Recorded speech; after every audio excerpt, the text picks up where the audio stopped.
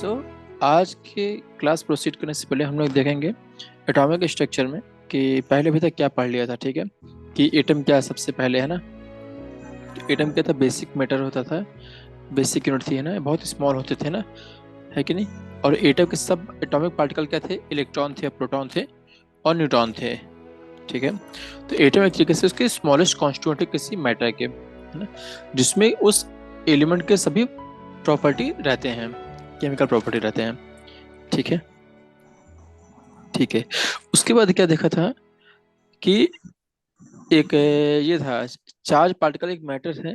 ठीक, उसमें क्या बोलते हैं कि इलेक्ट्रॉन को सबसे पहले आइडेंटिफाई किसने किया था? जेरी थॉमसन ने किया था। ठीक, तो इसके बेस पे हम बोल सकते हैं कि एटम क्या है? डिविजिबल है ना, और उसमें क्या होते हैं? चार्ज पार्टिकल होते हैं। ठीक, तो ये किसने आइडेंटिफाई किया था कि एटम को डिवाइड कर सकते हैं? जेरी थॉमसन ने। क्लियर है? अच्छा, उसके बाद क्या होता है? कैनाल रे एक्सपेरिमेंट होता है। ठीक, तो कैनाल रे एक्सपेरिमेंट किसने परफॉर्म किया था? ए गोल्डस्टाइन ने किया था, 1886 में किया था। ठीक, तो ये क्या होता है? इन्होंने डिस्कवर किया था कि एक न्यू रेडिएशन होती है किसमें? गैस गैस डिस्चार्ज में, जिसको हम बोलते हैं कैनाल रे। ये क्या है? ये बेसिकली पॉजिटिव चार्ज रेडिएशन होते हैं। ठीक, जो इक्वल टू किसके होते हैं? जिनका चार्ज इक्वल होता है, लेकिन मैग्नीट्यूड में इक्वल होता है, लेकिन अपोजिट होते हैं साइन में इलेक्ट्रॉन के, जिसको नाम क्या दिया गया है? प्रोटॉन दिया गया है। ठीक, और इसका मास अप्रोक्सीमेटली 2000 टाइम्स, कितना? 2000 टाइम्स मास ऑफ इलेक्ट्रॉन्स ज्यादा होता है। इसको रिप्रेजेंट कैसे कर सकते हैं? पी प्लस से करते हैं। ठीक, और प्रोटॉन रहते कहाँ पे हैं? इंटीरियर ऑफ द अर्थ में रहते हैं। ठीक है, इंटीरियर ऑफ द अर्थ में रहते हैं, इसका मतलब क्या हुआ है? इसका मतलब ये है कि कोई भी एटम है मान लो, ठीक, तो उस एटम के न्यूक्लियस सेंटर में क्या होता है? न्यूक्लियस होता है। क्या होता है? न्यूक्लियस होता है। और यहाँ पे क्या होता है? प्रोटॉन होते हैं। ठीक, और इसके सराउंडिंग में क्या होती है? कई सारे शेल होते हैं। ठीक, आउटर मोस्ट सेल होते हैं, दिख रहा है ये पहला सेल, फिर दूसरा सेल, ऐसे कई सारे सेल हैं। ठीक, तो ये बीच में जो ये ग्रीन कलर का बनाऊंगा, जो भी येलो कलर से भी हाईलाइट करेंगे, ये क्या है? ये न्यूक्लियस है। क्लियर है? और न्यूक्लियस के बाद जो भी इलेक्ट्रॉन होते हैं वो इसमें राउंड करते रहते हैं, ऐसे दिख रहा है ये। क्लियर है कि नहीं? क्लियर है? ठीक है, तो प्रोटॉन कहाँ रहते हैं? सेंटर में, न्यूक्लियस में। ठीक है, अगर स्ट्रक्चर की बात की जाए तो डाल्टन ने एटॉमिक, जो डाल्टन की एटॉमिक थ्योरी थी, ठीक, ये क्या फेल हो गई थी? क्योंकि इन्होंने क्या बोला था? एटम वॉज इनडिविजिबल और इंडेस्ट्रक्टिबल है। लेकिन बाद में क्या फाउंड हो गया कि एटम के सब एटॉमिक पार्टिकल होते हैं। ठीक, फेल्ड क्यों हो गए? क्योंकि डिस्कवरी हो गई थी दो फंडामेंटल पार्टिकल की, जिसको बोलते हैं इलेक्ट्रॉन और proton, inside the atom. Clear है? तो इलेक्ट्रॉन को कैसे रिप्रेजेंट करते हैं? ई से, जैसे कि ई से, और प्रोटॉन को पी से, जिसके ऊपर पॉजिटिव चार्ज होता है। ठीक है, उसके बाद क्या होता है? एक थॉमसन आता है, जे थॉमसन। तो थॉमसन एक मॉडल देते हैं एटम का। ठीक, तो ये क्या बोलते हैं अकॉर्डिंग टू थॉमसन? क्या है कि एटम में क्या होता है? पॉजिटिव चार्ज स्फीयर होता है। वो है कि जो स्फीयर है, मान लो ये क्या है? कोई भी एटम है, तो इसके सराउंडिंग में क्या है? ये ऐसे ऐसे जो सराउंडिंग दिख रहा है ये, ठीक, उसमें चार्ज क्या होगा? पॉजिटिव होगा। बट बता दो, जो इन्होंने बोला था, ये क्या एक्चुअल में होता है क्या? नहीं, क्योंकि चार्ज कहाँ होता है? पॉजिटिव चार्ज सेंटर में होता है एक्चुअल में। क्लियर है?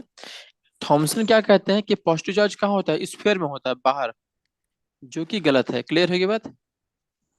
कि इन्हें थोड़ा मालूम चलेगा कि उसकी डिस्कवरी बाद में हुई कि वो तो अंदर होता है।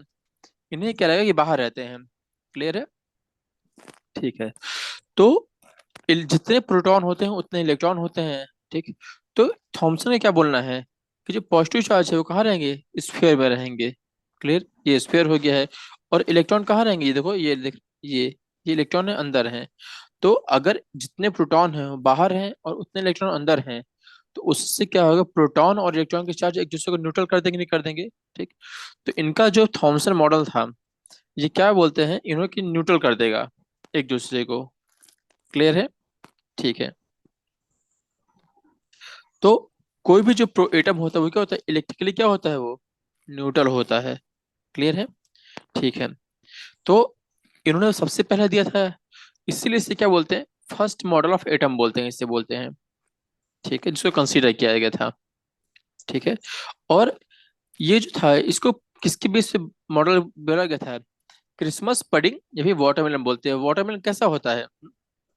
वाटरमेलन ठीक ऐसे होता है। वाटरमेलन कभी देखा है कैसा होता है कि उसके सराउंडिंग जो, जैसे मान लो कि जो रेड पार्ट होता है वाटरमेलन का, है ना, उससे मान लो प्रोटॉन, मान लो कि वो प्रोटॉन है, और जो उसके बीज हैं, सीड हैं, उससे क्या बोल सकते हो? इलेक्ट्रॉन। क्लियर? जो ब्लैक सीड होते हैं। ठीक।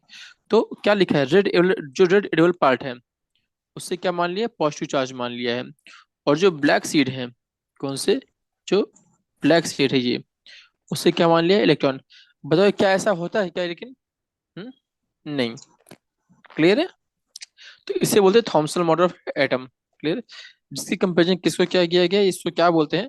वाटरमेलन या फिर क्रिसमस पडिंग बोलते हैं। ठीक है। उसके बाद क्या होता है? ठीक। तो क्या लिखा है देखो यहाँ पे साफ साफ कि जो थॉमसन का मॉडल उन्होंने एक्सप्लेन किया कि एटम क्या है? इलेक्ट्रिकली न्यूट्रल है। ठीक है। तो जो इनका एक्सपेरिमेंट था कि इलेक्ट्रिकली न्यूट्रल है, इन्होंने प्रूव कर दिया था। ठीक है। और इसी एक्सपेरिमेंट को आगे फॉरवर्ड कैरी आउट किया है अदर साइंटिस्ट ने। ठीक। और एक्सप्लेन किया है। फिर उसके बाद क्या आते हैं? रदरफोर्ड का मॉडल आता है। ठीक। तो रदरफोर्ड मॉडल जिसने दिया था, अर्नेस्ट रदरफोर्ड ने दिया था। ठीक। तो अर्नेस्ट रदरफोर्ड किसमें इंटरेस्ट रखते थे? कि जो इलेक्ट्रॉन है वो कैसे अरेंज किए गए, वो इनमें इंटरेस्टेड थे। क्योंकि न्यूट्रल होता है तो सब जानते थे। और किसने? थॉमसन ने बता भी दिया था कि इक्वल नंबर ऑफ इलेक्ट्रॉन होते हैं, ऐसे ऐसे हैं। लेकिन उनका अरेंजमेंट कैसा इलेक्ट्रॉन का ये नहीं जानते थे। तो इनका मेन टारगेट कहते हैं किस पे था रदरफोर्ड का? कि इलेक्ट्रॉन किस में अरेंज है। ठीक है। तो उन्होंने एक एक्सपेरिमेंट किया है। ठीक। क्या एक्सपेरिमेंट किया है? उस एक्सपेरिमेंट क्या नहीं, एक थिन गोल्ड फॉइल लिए हैं। क्या लिए हैं? गोल्ड का फॉइल लिए हैं। क्लियर है? ठीक है। तो बात यह है कि गोल्ड फॉइल ही क्यों सिलेक्ट किए हैं, ये गोल्ड फॉइल क्यों लिए गए हैं? ठीक। क्योंकि बहुत जो गोल्ड फॉइल है उसकी बहुत थिन लेयर बनाई जा सकती है। ठीक। कितना? 1000 टाइम्स थिकर बनाया जा सकता है। ठीक है। अच्छा, अब इसमें क्या करते हैं? गोल्ड फॉइल पे इन्होंने अल्फा पार्टिकल की बम्बार्डिंग कर दी। अल्फा पार्टिकल डाल दिए हैं। ठीक। यहाँ से देखो, इधर से डाला क्या जा रहा है? अल्फा पार्टिकल डाल रहे हैं ये। ठीक। तो अल्फा पार्टिकल क्या होते हैं? ये डबल चार्ज हीलियम आयन होते हैं। ठीक। और इनमें क्या होता है? 4u का मास होता है। ठीक है। तो फास्ट मूविंग अल्फा पार्टिकल को इसमें डाल दिया गया है। ठीक है, जिसमें बहुत ज्यादा एनर्जी थी। तो उन्होंने एक्सपेरिमेंट के बाद क्या देखा? ठीक। कि कुछ जो अल्फा पार्टिकल हैं, ठीक, क्या है, कुछ तो निकल गए हैं। जैसे एक बताता हूँ। ये देखो, फिट है। हम्म, यहाँ पे देखो, बम्बार्डिंग की है, देख रहे हैं? अल्फा पार्टिकल यहाँ से की है। तो यहाँ देख रहे हो ये रे क्या है? ये निकल गई है ऐसे ही, बाहर निकल गए, दिख रहा है ये? ठीक है। और क्या ये देखो कुछ दिख रहा है? ये कुछ क्या है? रिटर्न आ गई ये क्या हो गई है? ये रिटर्न हो गई है। ठीक। और क्या देख रहे हो? ये देखो कि कुछ टिल्ट हो गई है अपने पोजीशन से। ठीक। अच्छा, यही चीज तो बन रहा है एक तरीके से। तो इसका मतलब क्या हुआ कि अगर बीच में अगर कुछ चीज रिटर्न आ जा रही है, तो इसका मतलब है कि बीच में कुछ सॉलिड चीज है कि नहीं? बता दो। तभी तो रिटर्न आएगी, नहीं आएगी? है कि नहीं? और कुछ निकल जा रही है, मतलब कि उसमें जो एटम है, ठीक, उसका कुछ पार्ट क्या है? खाली है। क्लियर है? तभी तो निकल रहा है कि नहीं निकल रहा है ये चीज? ये निकल जा रहा है। क्लियर है? तो तीन चीज निकल के आती हैं। पहला क्या है? कुछ निकल गई हैं, कुछ वापस आ गई हैं, और कुछ डिफ्लेक्ट हो गई हैं, ऐसे गई हैं, और फिर उन्हें पाथ चेंज कर ली हैं। क्लियर है? तीन चीजें आ गई हैं। इतना समझ में आ गया, नहीं आ गया? ठीक है। तो अगर जो पास हो गई, निकल गई, तो उससे बोलते हैं कि एटम क्या एम्प्टी है। जो डिफ्लेक्ट हो गई हैं, ठीक, तो वो क्या बताता है? कि बीच में क्या है? कुछ पॉजिटिव चार्ज है। ठीक, जो बहुत कम स्पेस ले रहा है ना? और जो रिटर्न आते हैं, हम देखिए वहां पे क्या है? वो पूरा पूरा जो मास है एक स्मॉल वॉल्यूम में कंसंट्रेटेड है। ये दिख रहा है? रदरफोर्ड मॉडल ऑफ एटम ये बनाया गया है। ठीक। अच्छा, तो यहाँ अगर ध्यान से देखो कि ये कैसे बताते हैं कि इनका जो भी डायग्राम है ये है। ठीक। तो अगर ध्यान से देखा जाए, ठीक, क्या कह रहा है?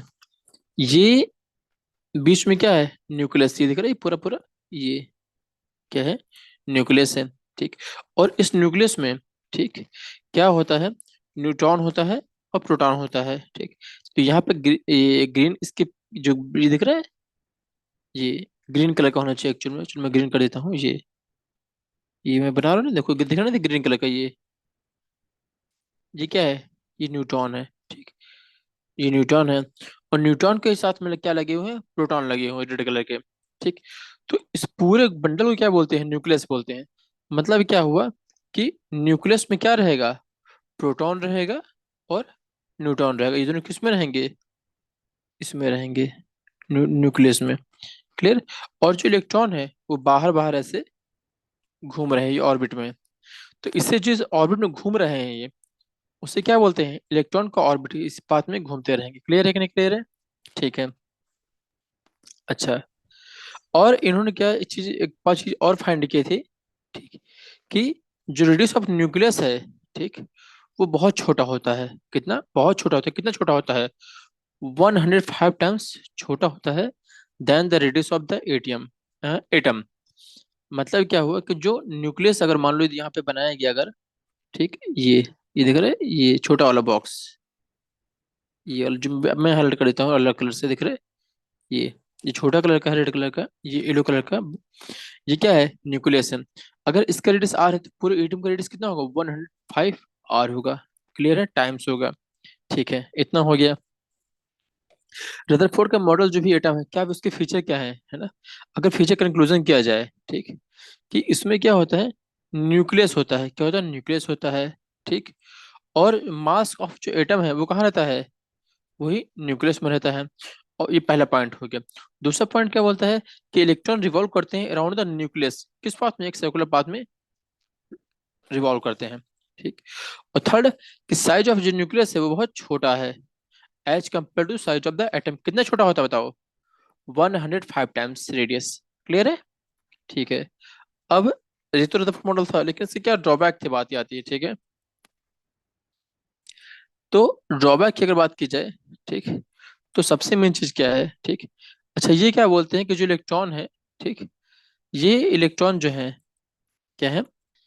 ये सर्कुलर ऑर्बिट में मूव करते हैं कि नहीं? अगर कोई चीज सर्कुलर ऑर्बिट में मूव कर रहा है ना, ठीक, तो वो उनको हम बोल नहीं सकते कि वो स्टेबल नहीं होंगे। क्यों बोल रहे हैं? क्योंकि अगर मान लो कि कोई हमारा इलेक्ट्रॉन है, वो क्या है? सर्कुलर ऑर्बिट में मूव कर रहा है, ठीक। तो कोई मूव कर रहा है तो क्या कुछ टाइम बाद क्या होगा? उसका जो एक्सेलरेशन है वो बढ़ेगा नहीं बढ़ेगा? बता दो, ठीक। और वो जब कुछ टाइम बाद एक्सेलेरेट होंगे, तो एक्सेलरेशन में क्या होगा? तो चार्ज पार्टिकल हैं, ठीक, वो क्या करेंगे? एनर्जी को क्या करेंगे? रेडिएट करेंगे, ठीक। अगर कोई इलेक्ट्रॉन एनर्जी रेडिएट कर रहा है मान लो, ठीक, तो कुछ टाइम बाद क्या होगा? वो अपनी एनर्जी को लॉस कर देंगे नहीं कर देंगे? जो उसके पास एनर्जी है, ठीक। अरे खुद सोचो, मान लो कोई ऐसे ये है, हम्म, मान लो ये एक एटम है मान लो, ठीक, ये क्या है? एक एटम है, ठीक। और इस एटम के करस्पॉन्डिंग, ठीक, इस पाथ पे ऐसे घूम रहे हैं, या फिर इस पाथ पे ऐसे घूम रहे हैं, या फिर इस पाथ पे ऐसे इलेक्ट्रॉन घूम रहे हैं। तो अगर ऐसे इलेक्ट्रॉन घूम रहे हैं इस पाथ पे, ठीक, तो क्या होगा? कुछ टाइम बाद क्या होगा? ये एनर्जी रेडिएट करेंगे। और एनर्जी, अब खुद सोचो कि कोई पर्सन है, कोई इलेक्ट्रॉन है, उसको कहे तुम इसी में ही घूमो, यहाँ घूमो फिर यहाँ घूमो, तो कुछ टाइम बाद थक जाएगा नहीं थक जाएगा? बता दो, बोलो। थक जाएगा नहीं थक जाएगा? और थक जाएगा तो उसकी सारी एनर्जी लॉस हो जाएगी, ठीक। और फिर उसके बाद क्या होगा? वो फॉल हो जाएगा, न्यूक्लियस में जाके गिर जाएगा। क्लियर है? अगर कोई इलेक्ट्रॉन जो बाहर घूम रहे थे, वो कहाँ चला के गिर जाएगा? वो न्यूक्लियस में चला जाएगा। तो क्या हो जाएगा? वो जो एटम है वो क्या हो जाएगा? हाईली अनस्टेबल हो जाएगा। और अनस्टेबल हो जाएगा तो जो मैटर है वो एग्जिस्ट ही नहीं करेगा, है ना। और हम लोग क्या जानते हैं कि कोई भी एटम होता है वो क्या होता है? स्टेबल होता है। अगर इनके लॉजिक के अकॉर्डिंग अगर कोई घूम रहा है तो वो अनस्टेबल हो जाएगा, बट एक्चुअल में क्या होता है? वो स्टेबल होता है। तो मतलब क्या हुआ कि जो उन्होंने सोचा या फिर जो थ्योरी दी वो फेल है। क्लियर है? एक्सप्लेन नहीं कर पाया मतलब उस चीज को। ओके, ठीक है, इतना हो गया। अच्छा, रदरफोर्ड थे कौन? और देखते क्या कहते हैं उनके बारे में हम जानते हैं। तो रदरफोर्ड थे, रदरफोर्ड को क्या बोलते हैं? फादर ऑफ न्यूक्लियर फिजिक्स बोलते हैं। क्या बोलते हैं? Father of nuclear physics. तो अगर पूछा जाए कि फादर ऑफ न्यूक्लियर फिजिक्स कौन है, तो रदरफोर्ड है। तो इन्होंने फेमस वर्क किस पे किया था? रेडियो एक्टिव पे किया था। क्लियर है? और क्या था? और इन्होंने क्या किया था? डिस्कवरी ऑफ द न्यूक्लियस की थी। कैसे की थी? गोल्ड फॉइल एक्सपेरिमेंट से। क्लियर है? और इन्हें क्या मिला था? नोबेल प्राइज मिला था। क्लियर है? केमिस्ट्री मिला था, कब मिला था ये? 1908 में। क्लियर है? अच्छा, ये जो था रदरफोर्ड का मॉडल। अब हम कंटिन्यू करते हैं, क्या है, इतना हम लोगों ने कर लिया था, अब कंटिन्यू करते हैं, क्या है, बोर मॉडल ऑफ एटम, है ना। तो बोर का मॉडल पढ़ने से पहले, है ना, हम लोग क्या पढ़ते हैं? कुछ प्रॉपर्टी पढ़ते हैं, किसके? इलेक्ट्रॉन, प्रोटॉन और न्यूट्रॉन की। ठीक है। तो सबसे पहले बात करते हैं इलेक्ट्रॉन की। तो इलेक्ट्रॉन की डिस्कवरी किसने की थी? जे जे थॉमसन ने। ठीक। ठीक है। और प्रोटॉन किसने की थी? रदरफोर्ड ने। और न्यूट्रॉन किसने की थी? जेम्स चैडविक ने। इतना क्लियर है? ठीक है। अगर इलेक्ट्रॉन की बात की, चार्ज की जाए, तो चार्ज कितना होता है इलेक्ट्रॉन पे? माइनस का 1.602 इंटू 10⁻⁻19 कूलाम। क्लियर है? ये आप लोग वैल्यू याद कर सकते हो, अच्छी है, बहुत अच्छी बात रहेगी, क्योंकि इसका आगे बहुत यूज होगा इसका। ओके। तो इलेक्ट्रॉन का चार्ज कितना होता है? माइनस का 1.602 इंटू 10⁻⁻19 कूलाम। क्लियर है? ठीक है, ये तो इलेक्ट्रॉन के चार्ज की बात हो गई। ठीक है। अगर इस कूलाम के चार्ज को अगर 1 यूनिट मान ली जाए, तो कह सकते हैं कि इसका जो चार्ज है -1 यूनिट है कि नहीं है। अब आता है प्रोटॉन के। तो प्रोटॉन का सेम चार्ज रहेगा, लेकिन क्या जो चार्ज निगेटिव है वैल्यू, ये क्या हो जाएगा? अब ये पॉजिटिव हो जाएगा। जो है निगेटिव है ये क्या हो जाएगा? पॉजिटिव हो जाएगा। तो प्रोटॉन का चार्ज कितना होता है? 1.602 इंटू 10⁻⁻19 कूलाम है। कूलाम क्या है? ये चार्ज की एक यूनिट होती है ना। यूनिट मतलब क्या हुआ? जैसे मान लीजिए कि लेंथ है ना। तो लेंथ को किस में मेजर करते हैं? मीटर में। है कि नहीं? मतलब कोई डिस्टेंस है या फुल लेंथ है तो मीटर में करते हैं ना। टाइम को किस में मेजर करते हैं? टाइम को सेकंड में। है कि नहीं? उसी प्रकार से चार्ज, है ना, जिसको रिप्रेजेंट किससे करते हैं? क्यू से। उसकी यूनिट क्या होती है कूलाम। क्लियर है? कूलाम। ठीक है। न्यूट्रॉन की बात करें तो न्यूट्रॉन में कोई चार्ज नहीं होता है। ठीक है, ये तो इलेक्ट्रॉन प्रोटॉन वगैरह के चार्ज की बात हो गई है। ठीक है। उसके बाद करते हैं प्रोटॉन इलेक्ट्रॉन की मास की। तो मास कितना होता है? 9.11 इंटू 10⁻31 किलोग्राम होता है। क्लियर है? कितना? 9.11 इंटू 10⁻31 किलोग्राम होता है। ठीक। और प्रोटॉन का मास कितना होता है? ध्यान रखना है कि इलेक्ट्रॉन और प्रोटॉन का चार्ज बराबर होता है, लेकिन मास अलग अलग होते हैं। तो इसका मास कितना होता है प्रोटॉन का? 1.673 इंटू 10⁻⁻7 27 किलोग्राम। अगर अगर ध्यान से देखा जाए, तो यहाँ पे जो पावर क्या 10⁻⁻7 है, 27 हो, ये क्या 10⁻31 है। ठीक। तो ये बता दो, प्रोटॉन और इलेक्ट्रॉन में किसका ज्यादा लग रहा है? जो माइनस में कम है वो ज्यादा होगा, है कि नहीं? तो यहाँ पे इसका चार्ज, जो वेट है, ज्यादा होगा। अगर इसको मान लो जो वेट है 1 यूनिट मान ले इसको। ठीक। तो उससे कंपेरिजन में, इलेक्ट्रॉन कंपेरिजन में कितने कम इलेक्ट्रॉन है? 1/1840 यूनिट। क्लियर है कि नहीं? क्लियर है चीज? कितना? 1840। यहाँ तक कोई डाउट? ऊपर हम लोगों ने पढ़ा था ना, 1840 अप्रॉक्सीमेटली कितना हो गया? अप्रॉक्सीमेटली 2000। तो ऊपर हम लोगों ने जो पढ़ा था, याद करिए, यहाँ पे देखिए, थोड़ी देर पहले पढ़ा था, दिखाते हैं अभी, कि जो उसका वेट है प्रोटॉन का, ये देखिए, हाईलाइट कर दिया मैंने। दिख रहा है कि नहीं दिख रहा है? ये दिख रहा है कि नहीं दिख रहा है ये? हाँ। तो क्या लिखा है? मास कितना होता है प्रोटॉन का? 2000 टाइम्स मास ऑफ इलेक्ट्रॉन, है ना, अप्रोक्सीमेटली। बट एक्चुअल में कितना होता है? 1840 टाइम्स। क्लियर है? या तो बोल सकते हो 184 टाइम्स, 1840 टाइम्स प्रोटॉन ज्यादा है, या फिर ऐसे कह दो कि प्रोटॉन के वेट से इलेक्ट्रॉन कितना कम है? 1840 टाइम्स। क्लियर है? कम है। और एक चीज, प्रोटॉन और न्यूट्रॉन का जो वेट है अप्रोक्सीमेटली बराबर है, दिख रहा है? अगर प्रोटॉन का 1.613 है, और न्यूट्रॉन का देखो 1.615 इंटू 10⁻⁻7 27 है, तो इसमें से ज्यादा कौन है? हल्का सा ये। बट अप्रोक्सीमेटली बराबर है, कह सकते हैं। तो हम कह सकते हैं कि अगर प्रोटॉन का वेट 1 U मान लिए, तो न्यूट्रॉन का 1 U माना जाएगा, तो इलेक्ट्रॉन का जो 1/840 हो जाएगा। क्लियर है? सिंबल की बात की जाए, तो -1 ऐसे लिखते हैं। ठीक है। ठीक है। अच्छा, यहाँ जो लिखा है -1 ई, ये तो चार्ज बताया गया है। जो ऊपर लिखा है ना वो जीरो, वो क्या है? हम्म? वो क्या है बताओ? वो वेट है, अप्रोक्सीमेटली बोल सकते हैं। ठीक है। प्रोटॉन को कैसे प्रिंट करते हैं? 1p1 से प्रिंट करते हैं, न्यूट्रॉन को 0 1 1 से। ठीक है। अब बात ये कि इलेक्ट्रॉन प्रोटॉन न्यूट्रॉन रहते कहाँ पे है ना? तो सबसे मेन समझ लो है ना, कोई भी एटम होगा, ठीक, मान लो ये क्या है, एक एटम है ये, ठीक। नहीं, थोड़ा बड़ा करना पड़ेगा, एटम बहुत छोटा हो गया है। रुको तो। हाँ, सबसे पहले क्या होता है, एक न्यूक्लियस होता है। क्या होता है? ये क्या है? एक न्यूक्लियस है। इस न्यूक्लियस में कौन कौन रहता है? इसमें रहता है प्रोटॉन P और न्यूट्रॉन N। क्लियर है? ये प्रोटॉन न्यूट्रॉन बिल्कुल सेंटर में रहते हैं, बीच में, जिससे क्या बोलते हैं? न्यूक्लियस बोलते हैं। क्लियर है? और इसके बाहर क्या होता है? इसके बाहर कई सारे सेल होते हैं एनर्जी के। देख रहे हैं? ये पहला सेल हो गया। ये क्या हो गया? ये दूसरा सेल हो गया। और इसी सेल में ही इलेक्ट्रॉन घूमेंगे, पहला इलेक्ट्रॉन, दूसरा इलेक्ट्रॉन, फिर दूसरे सेल में मान लो 2 इलेक्ट्रॉन, ये भी 3 इलेक्ट्रॉन, जितने भी होंगे बाहर आएंगे। क्लियर है कि नहीं? क्लियर है? तो पहले जो इलेक्ट दिए गए हैं इसमें, ये क्या है? इलेक्ट्रॉन है। तो अब बता दो कि प्रोटॉन कहाँ रहता है, बता दो। न्यूक्लियस में रहता है कि नहीं रहता है? प्रोटॉन कहाँ पे है? ये न्यूक्लियस में। और न्यूट्रॉन कहाँ पे है? न्यूक्लियस में। और इलेक्ट्रॉन कहाँ लिखा है? आउटसाइड द न्यूक्लियस, दिख रहा है? ये न्यूक्लियस के बाहर है ना? जिसको बोलते हैं एक्स्ट्रा न्यूक्लियर पार्ट बोलते हैं। क्लियर है? कोई डाउट यहाँ तक?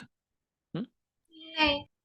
अच्छा, एक बार बता दो, अगर इन दोनों का चार्ज बराबर है, कि एटम न्यूट्रल होता है ना, तो इसका मतलब क्या है कि number of proton equal to number of electron होगा कि नहीं, बताइए। ये बहुत इंपॉर्टेंट चीज है। क्लियर है कि नहीं? क्लियर है? क्लियर?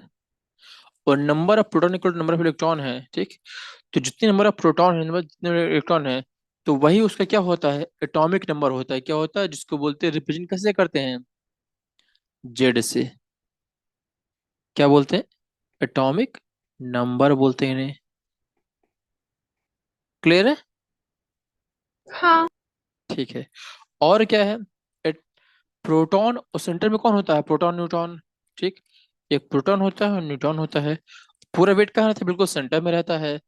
तो कोई भी एटम होगा, उसका मास क्या होगा? ओवरऑल एटॉमिक मास, वो नंबर ऑफ प्रोटॉन और प्लस न्यूट्रॉन के बराबर होगा। क्लियर हो गया? यहाँ तक कोई किसी को डाउट? नहीं। हम्म? नहीं। ओके। ओके, अब देखते हैं क्या है कि बोर मॉडल क्या बोलते हैं, है ना? क्योंकि रदरफोर्ड ने दे दिया है, ठीक। तो जो ऑब्जेक्शन रेज्ड हुए थे अगेंस्ट रदरफोर्ड, है ना, रदरफोर्ड ने दे दे कि हाँ ऐसा ऐसा होता है, लेकिन उनमें ड्रॉबैक आ गए थे। ड्रॉबैक क्या थे? कि उनका जो इलेक्ट्रॉन सर्कुलर ऑर्बिट में अगर होगा, तो वो अनस्टेबल हो जाएगा, गिर जाएगा, है कि नहीं? ठीक। अगर ऐसा है, तो बोर्ड ने क्या दिया? एक पोस्टुलेट दिया, है ना। ये क्या कहते हैं, ठीक, कि ओनली सर्टेन स्पेशल ऑर्बिट होते हैं। क्या होते हैं? कुछ सर्टेन स्पेशल ऑर्बिट होते हैं, ठीक, जिनको हम क्या बोलते हैं? डिस्क्रीट ऑर्बिट ऑफ इलेक्ट्रॉन, है ना। वो अलाउड इनसाइड द एटम, वो एटम में रहते हैं, ठीक।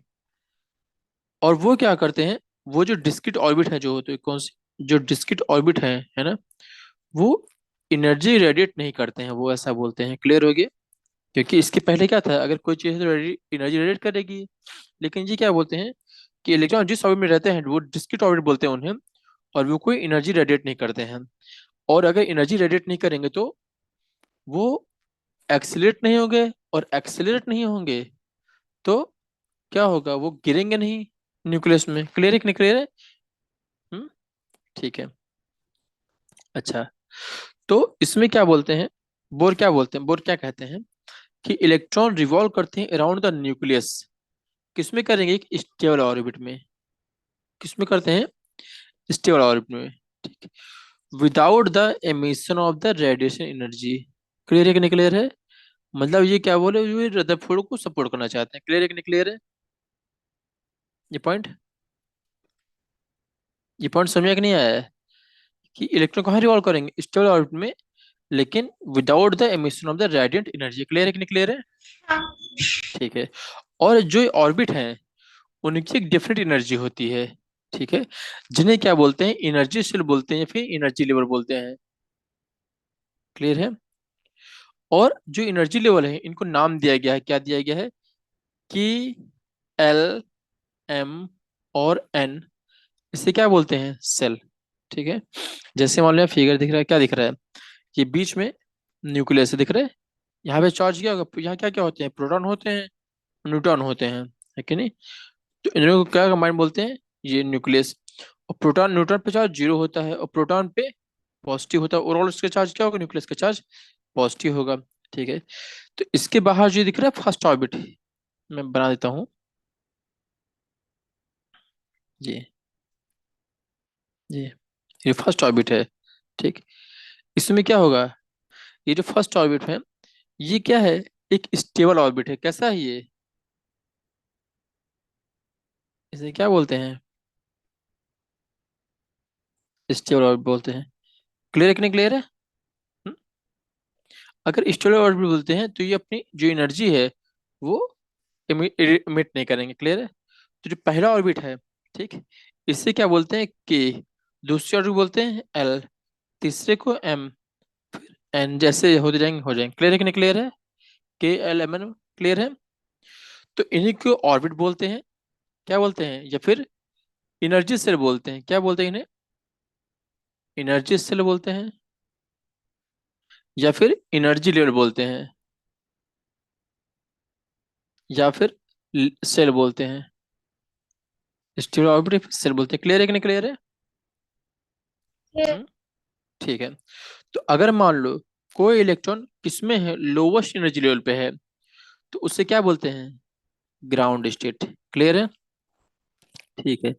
और जगर अच्छा एक बात सोचो कि यहाँ पे इलेक्ट्रॉन कम दिख रहे हैं, नहीं दिख रहे, दो इलेक्ट्रॉन दिख रहे हैं, बाहर कितने दिख रहे हैं, यहाँ छह दिख रहे हैं, दिख रहे हैं, दो ये हो गए, दो ये हो गए, दिख रहे हैं, नहीं दिख रहे हैं, छह। तो ये किसमें, सेकंड ऑर्बिट में है ना? और थर्ड ऑर्बिट में कितने दिख रहे हैं, यहाँ पे देखिए सेकंड ऑर्बिट में कितने इलेक्ट्रॉन दिख रहे हैं, आठ दिख रहे हैं। थर्ड ऑर्बिट में एक इलेक्ट्रॉन दिख रहे हैं, है ना? मतलब क्या होगा, सबसे कम एनर्जी, यहाँ पे एनर्जी कम होगी, फिर ऐसे बढ़ती जाएंगी, है कि नहीं? तो क्या कह रहा है कि जब कोई इलेक्ट्रॉन एमिट करता है फिर एब्जॉर्व करता है एनर्जी, है ना? कोई भी इलेक्ट्रॉन वो एनर्जी को या तो एब्जॉर्व करेगा या तो एमिट करेगा। कब, जब इलेक्ट्रॉन क्या करेंगे, जंप करेंगे एक ऑर्बिट से दूसरे में। यहाँ से मानो कोई इलेक्ट्रॉन यहाँ जाना चाहे या फिर यहाँ इलेक्ट्रॉन यहाँ जाना चाहे, तो उस केस में क्या होगा, एनर्जी का ट्रांसफर होगा नहीं होगा, बता दो। क्लियर कि नहीं क्लियर है? हम्म? अब बात आती है कि कब क्या होगा, अगर कोई मान लो इलेक्ट्रॉन जंप करता है कहाँ से, high energy level to lower energy में। ठीक, अब सोचो, ठीक, कि मान लो कोई है इलेक्ट्रॉन, इसको उसकी एनर्जी उसका लेवल ज्यादा है, ठीक, तो वो क्या आएगा, जिसकी एनर्जी कम है वहां जाएगा, तो उसके पास एनर्जी ज्यादा रहेगी तो नहीं रहेगी, तो वो क्या करेगा, वो एनर्जी देगा नहीं देगा, बताओ, इमिट करेगा नहीं करेगा?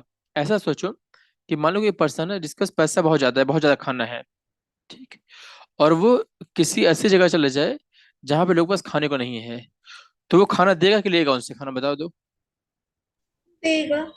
देगा ना? तो वैसे ही एनर्जी है, इलेक्ट्रॉन की एनर्जी भी होती है, कि मान लो इलेक्ट्रॉन का जंप कर रहा है, हाई एनर्जी से लोअर में जा रहा है, ठीक, तो एनर्जी एमिट करेगा कि एब्जॉर्व करेगा? पेमेंट। एमिट करेगा। इतना समझ में कि नहीं आया? अब तो नहीं भूलोगे ना कि कब एब्जॉर्व करेगा कब एमिट करेगा।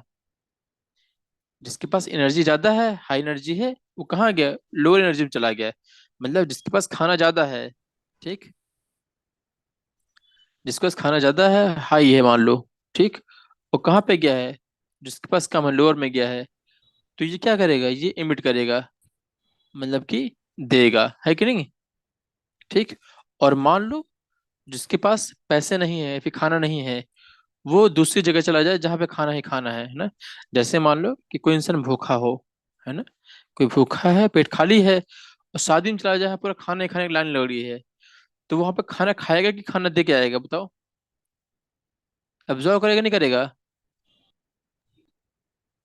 क्लियर है? हाँ। हम्म। तो ये याद रहेगा नहीं याद रहेगा, कि अगर हाई एनर्जी लेवल से लो में जा रहा है तो एनर्जी यूनिट होगी, एब्जॉर्ब होगी। क्लियर है? हाँ। और अगर लोअर से जाएगा हाई एनर्जी में तो एब्जॉर्ब करेगा या इमिट करेगा? हम्म। एब्जॉर्ब। एब्जॉर्ब करेगा, इतना क्लियर है। अच्छा बताओ, फर्स्ट ऑर्बिट को क्या बोलते हैं, नाम क्या दिया गया है? के। सेकंड ऑर्बिट को एल, फिर एम, फिर एन। क्लियर है कि नहीं क्लियर है? ये किसका मॉडल पढ़ रहे हैं हम लोग? बोर का मॉडल पढ़ रहे हैं। क्लियर है?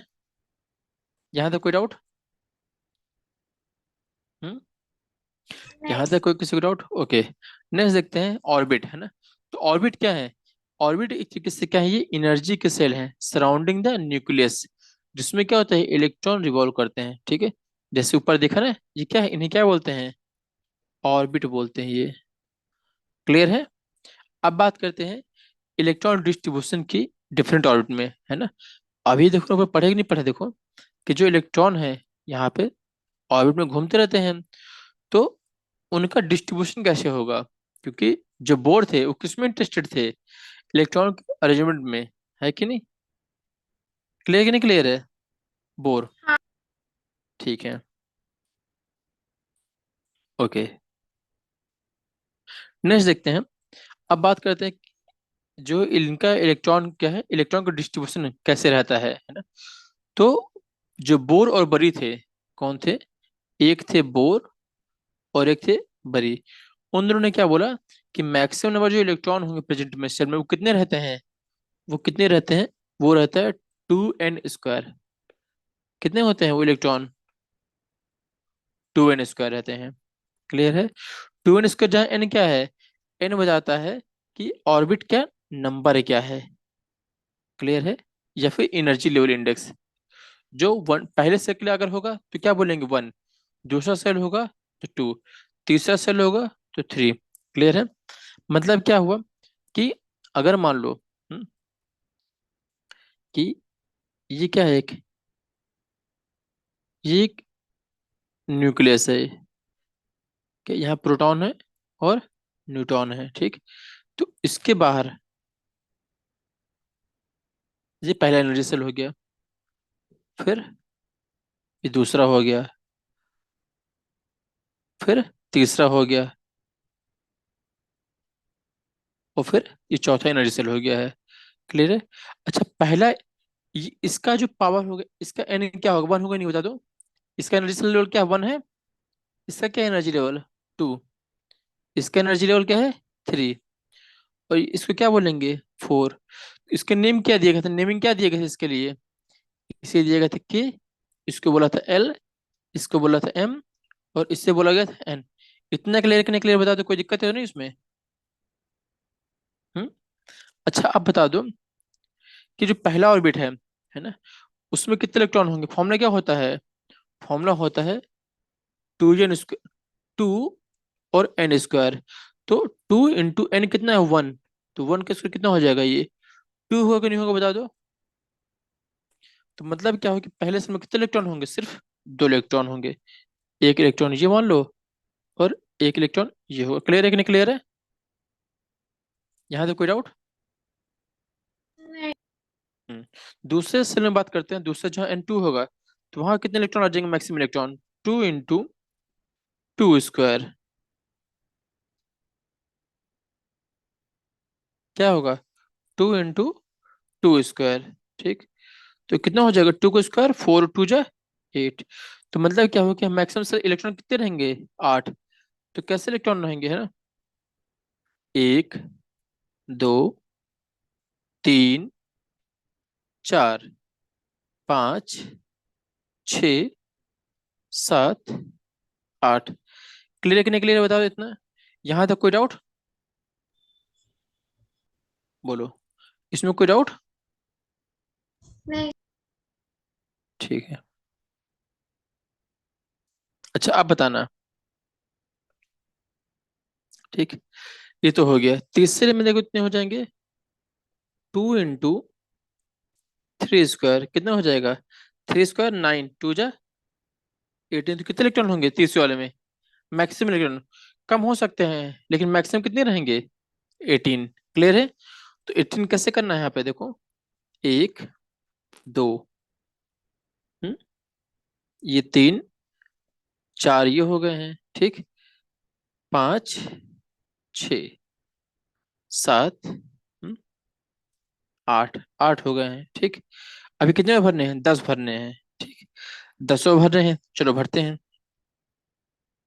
1 2 3 4 5 6 7 8 है।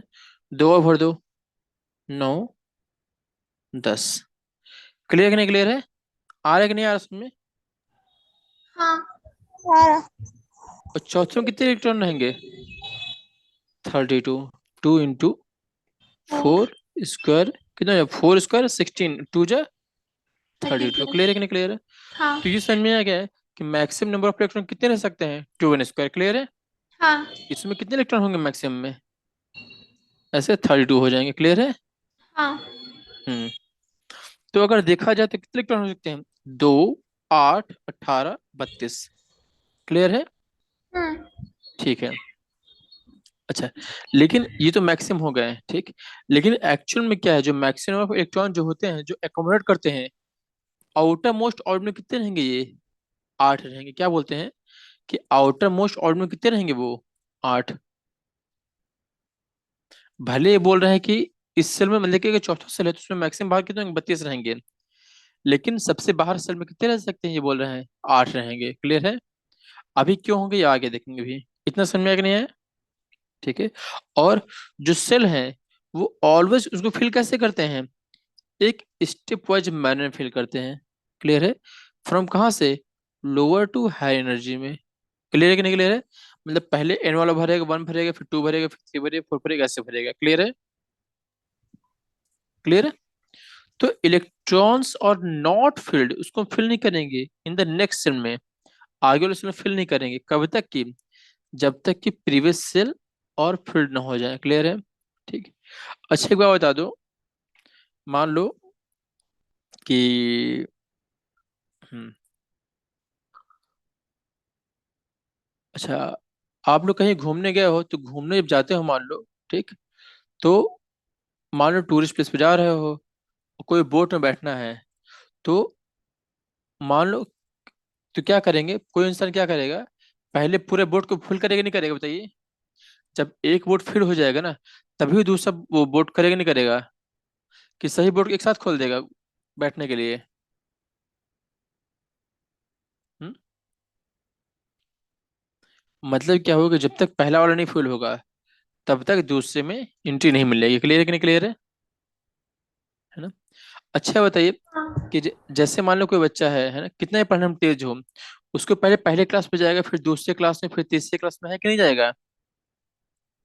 मतलब कि एक स्टेप बाय स्टेप जाएगा नहीं जाएगा? हाँ। तो वैसे इलेक्ट्रॉन फील होते हैं सेल में। क्लियर है? तो पहले छोटे क्लास में लोअर एनर्जी होगी, बड़े क्लास में हाई एनर्जी होगी, है कि नहीं? तो जब तक छोटा क्लास पूरा नहीं होगा, जब तक बड़े क्लास में एंट्री नहीं मिलेगी। ऐसे याद रहेगा? क्लियर है? ओके। अब देखते हैं वैलेंसी, है ना। तो वैलेंसी क्या होती है ना? तो जो इलेक्ट्रॉन प्रेजेंट होते हैं आउटर मोस्ट सेल में, किसमें? आउटर मोस्ट सेल में, उससे क्या बोलते हैं? वैलेंस इलेक्ट्रॉन बोलते हैं। क्या बोलते हैं? वैलेंस इलेक्ट्रॉन बोलते हैं। मतलब क्या हुआ, ठीक। जैसे मान लो, ठीक, हाइड्रोजन की बात करते हैं, किसकी? हाइड्रोजन की। तो हाइड्रोजन का एटॉमिक नंबर क्या होता है? 1 होता है ना? 1 होता है। मतलब क्या होगा कि 1 प्रोटॉन 1 इलेक्ट्रॉन है। तो इसको रिप्रेजेंट कैसे करेंगे? एच लिख देंगे और ऐसे लिख देंगे, ठीक। कितने इलेक्ट्रॉन है? एक इलेक्ट्रॉन है, तो बस एक इलेक्ट्रॉन लिख दिए हैं, है ना, बाहर की ओर। तो जो इसके सबसे बाहर वाला इलेक्ट्रॉन कितना है? एक है कि नहीं है? तो उसकी वैलेंसी कितनी हो जाएगी हाइड्रोजन की? एक होगी नहीं होगी बता दो? हम्म? जैसे मान लो, अच्छा मान लो कि हम क्या ले लेते हैं, मैग्नीशियम ले लेते हैं। क्या ले लेते हैं? मैग्नीशियम मान लो, ठीक। मैग्नीशियम का एटॉमिक नंबर क्या होता है? 12 होता है। तो जब इसका इलेक्ट्रॉनिक कॉन्फ़िगरेशन करेंगे, क्या इलेक्ट्रॉनिक कॉन्फ़िगरेशन, ठीक, तो क्या होगा? पहले सेल में 2, फिर 8। कितने इलेक्ट्रॉन होंगे? 2 8 10 हो गए, बचे कितने? 2। तो तीसरे सेल में कितने इलेक्ट्रॉन रहेंगे? कितने इलेक्ट्रॉन बचेंगे तीसरे सेल में? 2 बचेंगे नहीं बचेंगे? अगर इसका बनाया जाएगा, मान लो ये क्या है, ये मैग्नीशियम है, पहला सेल हो गया, ये दूसरा सेल हो गया, और ये क्या हो गया है, तीसरा सेल। तो पहले सेल में कितने इलेक्ट्रॉन जाएंगे, दो, पहला, दूसरा। दूसरे सेल में 8 इलेक्ट्रॉन रहेंगे, क्योंकि दूसरे सेल में मैक्सिमम कितने इलेक्ट्रॉन रह सकते हैं, 8, पढ़े नहीं पढ़े, ऊपर देखो ये 8। तो इसमें कितने इलेक्ट्रॉन जाएंगे, 8 जाएंगे।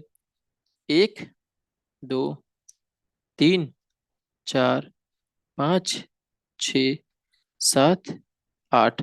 ठीक, तो 8 इलेक्ट्रॉन तो इसके हो गए मैग्नीशियम के। क्लियर। अब बचे कितने, इसमें टोटल मैग्नीशियम का कितने इलेक्ट्रॉन है, 12 है। तो 10 हो गए, तो कितने बचेंगे बाहर से वाले सेल में अब, दो बचेंगे, नहीं बचेंगे, एक ये और एक ये। इतना क्लियर है कि नहीं क्लियर है, बता दो। क्लियर। क्लियर है। तो यहाँ पे सबसे आउटर मोस्ट में कितने इलेक्ट्रॉन आ रहे हैं, दो। कितने हैं, दो, दो है कि नहीं, बता दो। तो कोई एटम जिसका एटॉमिक नंबर क्या 12 है, मैग्नीशियम मान लो, उसके आउटर मोस्ट में कितने इलेक्ट्रॉन आ रहे हैं, ये दो। तो ये क्या हो जाएगी, इसकी वैलेंसी हो जाएगी। क्लियर है कि नहीं क्लियर है। हाँ। ठीक है। अब एक बार बता दो, ठीक, ये जो इलेक्ट्रॉन है ना, अच्छा, तो इसको स्टेबल तो है नहीं ये, ठीक, स्टेबल नहीं है। तो ये क्या करेगा, स्टेबल होने के लिए क्या करेंगे, ये जो दो इलेक्ट्रॉन है, ये लॉस कर दे, किसी को दे दे, तो स्टेबल हो जाएगा, नहीं हो जाएगा। चलो अभी आगे बताते हैं, समझो बात को क्या है। ठीक। अच्छा, एक चीज और, जो कंबाइनिंग कैपेसिटी होती है किसी एटम की, जो कोई एटम मान लो है ना, तो उसकी कैपेसिटी होती है कि उसकी टेंडेंसी होती है कि वो रिएक्ट करे, क्या करे, वो रिएक्ट करे, वो फॉर्म कर दे मॉलिक्यूल को, किसके साथ, अदर एटम के साथ, या तो अदर एटम के साथ, या तो डिफरेंट, या तो सेम एलिमेंट, या तो डिफरेंट एलिमेंट के साथ। तो जिन्हें क्या बोलते हैं, वैलेंसी ऑफ द एटम। ठीक। अब जैसे मान लो क्या है, मैग्नीशियम का एटॉमिक नंबर क्या है, 12 है मान लो। ठीक।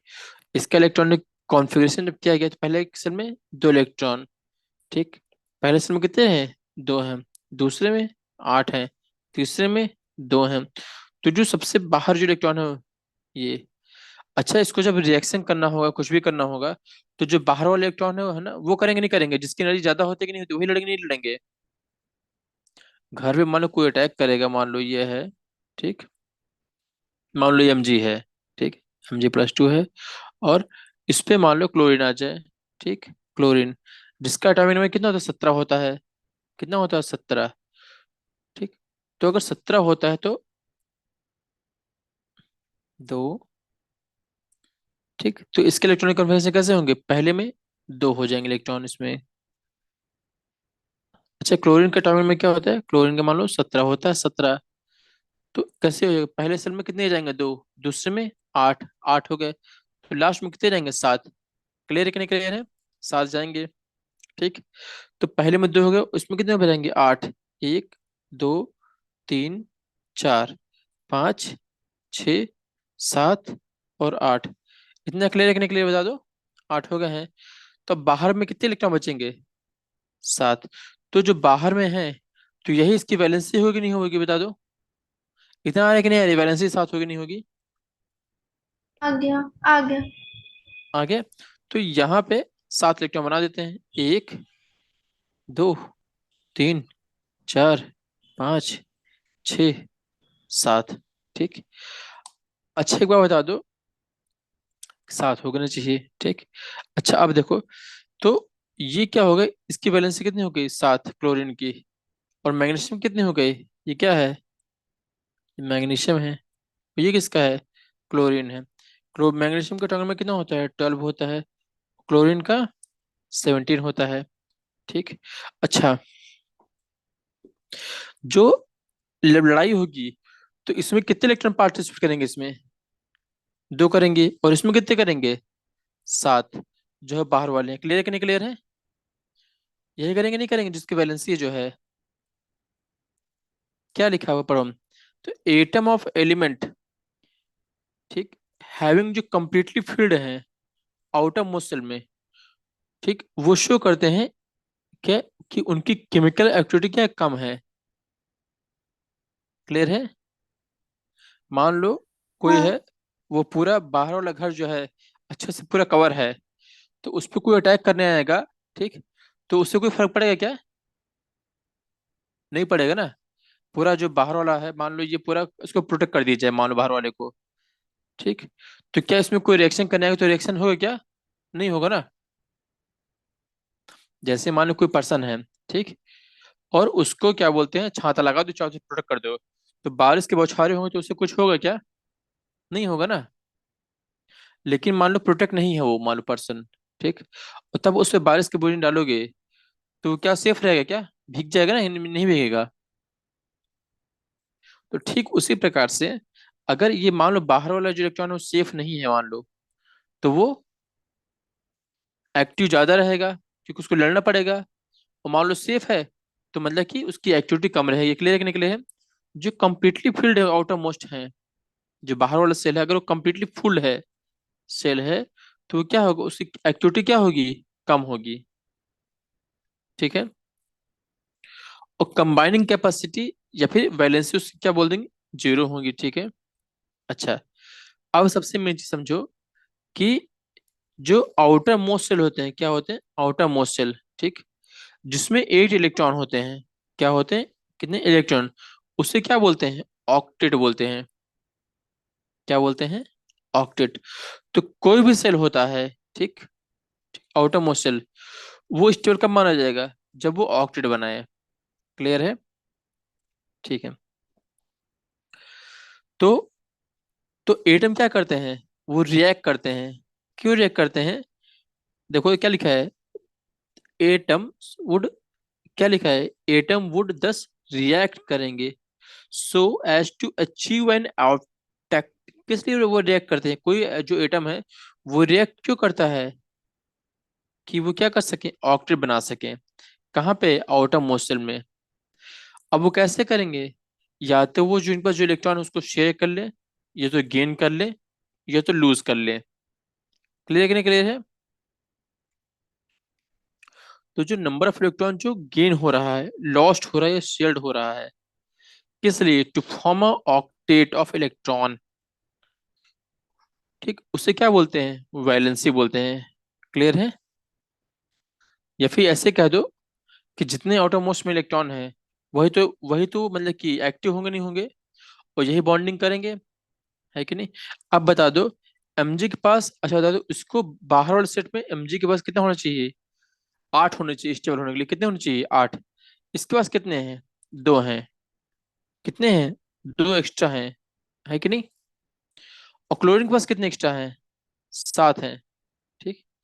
तो क्या mg और क्लोरीन को जब पास पास आएंगे तो क्या होगा, mg सोचेगा कि हम 8 हो जाएं, तो 8, अच्छा तो 8 किसी को देना, मतलब कि इसके पास बाहर कितने हैं, mg के पास 2 हैं, तो इससे 8 पूरा करने के लिए कितने चाहिए, 6 चाहिए कि नहीं चाहिए, बता दो। और क्लोरीन को कितने चाहिए, 1 चाहिए। बताओ। जो मैग्नीशियम, अच्छा समझने की नहीं आ रहा है, जो मैग्नीशियम है उसके आउटरमोस्ट में कितने इलेक्ट्रॉन हैं, 2 हैं। क्लोरीन में कितने हैं, 7।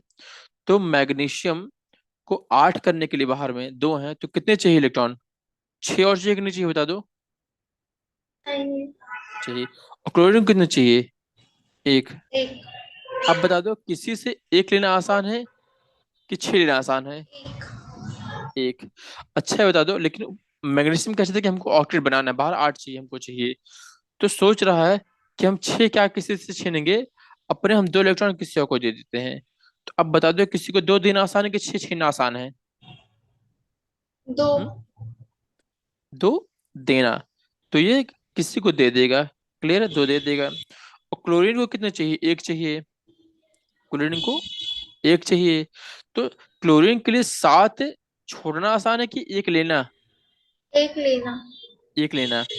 तो यहाँ पे जो बाहर में एक्चुअल में इलेक्ट्रॉन करेंगे लड़ाई, तो जो चीज देना या लेना या करना है, वही क्या होता है, वैलेंसी होती है।